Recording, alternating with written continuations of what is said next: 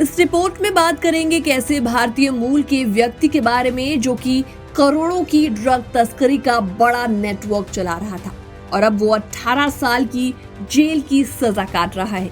इसका नाम है हीमल वैद, जिसने स्टार केक नाम से एक इंटरनेशनल ड्रग रैकेट खड़ा किया और करोड़ों की ड्रग्स तस्करी में शामिल हुआ।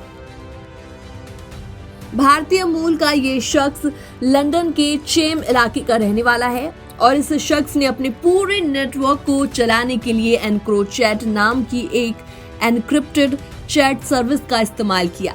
ये वही प्लेटफॉर्म है जिसे अपराधी आमतौर पर सुरक्षित समझा करते थे, लेकिन साल 2020 में इंटरनेशनल एजेंसियों ने इस प्लेटफॉर्म की सुरक्षा को तोड़ दिया और यहीं से शुरू हुई ऑपरेशन वेनेटिक। जी हाँ, यानी ब्रिटेन की उस बड़ी कार्रवाई की शुरुआत जिसने हीमल वैद की सच्चाई को सामने ला दिया। जांच में सामने आया कि हीमल वैद ब्राजील से एक महीने के अंदर 96 किलो कोकीन मंगवाने की योजना में शामिल था और इसकी कीमत थी लगभग 36 करोड़ रुपए। जी हाँ, और इतना ही नहीं, उसने नीदरलैंड से हर हफ्ते 15 किलो ड्रग्स लाने की साजिश भी रची थी और इसके अलावा ब्रिटेन में 20 किलो हेरोइन और 1 किलो कोकीन सप्लाई करने के सबूत भी सामने आए। जांच एजेंसियों ने हजारों चैट मैसेजेस खंगाले और हीमल वैद की पहचान को उसके बैंक रिकॉर्ड, मोबाइल डेटा और दुबई में किए गए पेमेंट से जोड़ा।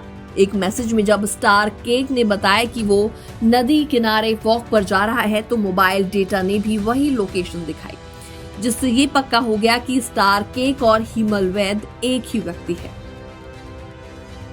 और इतना ही नहीं, इस भारतीय मूल के शख्स ने खूब पैसों की हेराफेरी भी की, यानी मनी लॉन्ड्रिंग का काम भी किया और कई लोगों से पैसे उधार दिलवाकर धमकियां भी दी।